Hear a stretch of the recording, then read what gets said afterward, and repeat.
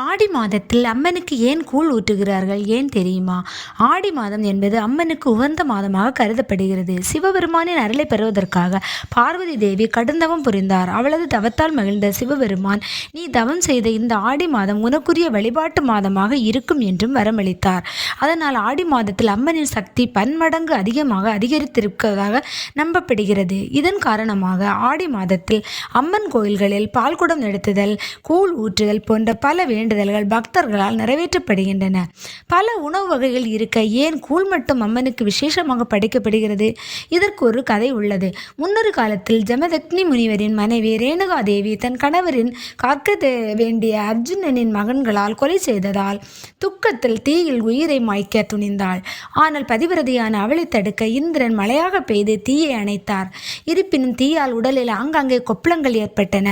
ஆடையின்றி நின்ற ரேணுகா அதிலிருந்த வேப்பிலை மரத்திலிருந்து வேப்பிலை இலைகளால் உடலை மறைத்தாள்.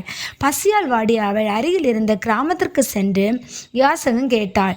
அங்கு மக்கள் அவளுக்கு அரிசி, வெல்லம், இளநீர் ஆகியவற்றை அளித்தனர். அவற்றை கொண்டு ரேணுகா தேவி கூழ் தயாரித்து உண்டு பசி ஆறினாள். அவளது பக்திக்கும் தியாகத்திற்கும் மனமிறங்கிய சிவபெருமான் ஆடி மாதத்தில் ரேணுகா தேவி மாரியம்மனாக வழிபடுவாள் என்றும் அவள் உண்ட கூழ் அவளுக்கு விரும்பிய படையலாக இருக்கும் என்றும் வரமளித்தார்.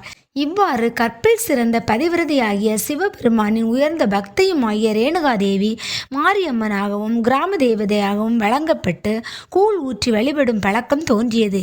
வேப்பிலைக்கு மிஞ்சிய மருந்துமில்லை, கூழுக்கு மிஞ்சிய கஞ்சியும் இல்லை.